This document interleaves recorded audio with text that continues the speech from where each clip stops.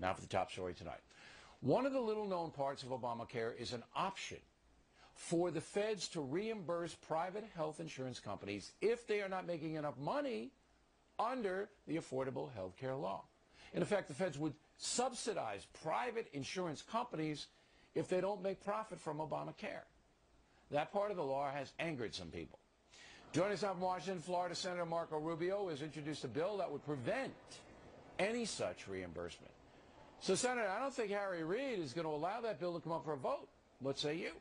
Well, he may not initially, but I think ultimately he'll have to. I mean, the idea that the government should be bailing out insurance companies in order to make Obamacare work, that's not something a lot of people are aware of, and I haven't taken a poll on it, but I guarantee you it would be hugely unpopular. The notion that we have to take taxpayer dollars to bail out insurance companies in order to make Obamacare work, that alone is testament to why this entire law needs to be repealed. The sooner the better. But I agree with you. It'll take some time because Senator Reid and many Democrats have been stubborn about this and continue to be stubborn about the reality. Well, they're going to protect the president's flank no matter what, so you're going to have to basically take your cause to the people, which you're doing tonight here on the fact to put pressure on Reid to put it up.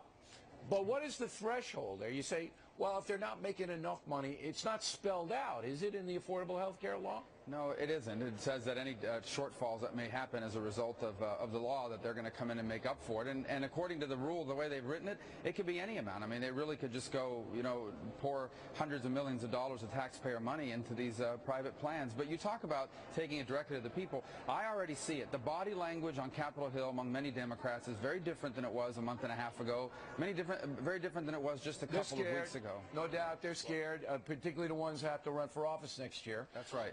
That's right. But this threshold thing, this insurance thing is interesting because I didn't know this. When did you find out about it? Did you know it before the vote on Obamacare? When did you find out?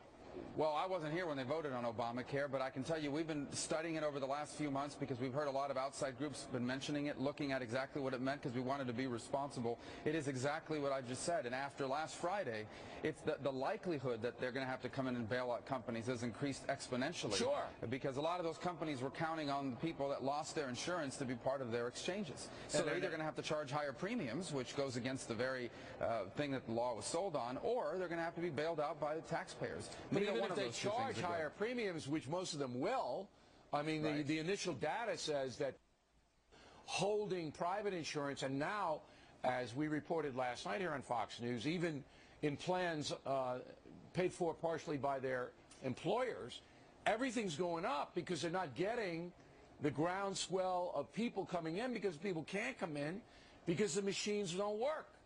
So if you charge a higher premium, less people will be on these plans, meaning you're going to have to charge an even higher premium. You get into what they call that death spiral of these plans. That's where this thing is headed. There's no doubt about it. Right. It's headed toward... There's no doubt about that. And I said this very early on, that the administration will do anything it can to keep this thing floating. And now we see that federal dollars could be given to, private insurance companies if they don't make enough jack. Yeah, it's a bailout, just like the auto bailout and everything else. It's a bailout. Because the administration doesn't care how much deficit it runs up. They don't care. I mean, obviously they don't care.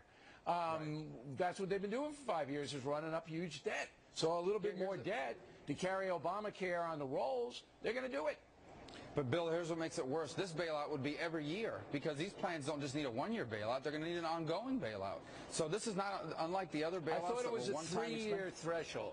Every year for those 3 years, over a period of time, that's going to be rolling. I mean, this thing's not going to go away. The bailouts happened one time. They weren't good, but this one actually is over a period of years. So, again, this law cannot be saved. It will have to be repealed. And the question is, how long will it take for Democrats to realize that and cooperate in that endeavor? So far, I think at the upper echelons of the Democratic Party, they're still being very stubborn about it. But my prediction is check back in 8 weeks. Now, you have already introduced this bill. Have you talked to Reid? Have you given him a call and said, hey, we need a caucus on this. We need to get this up and running? Have you? Yeah.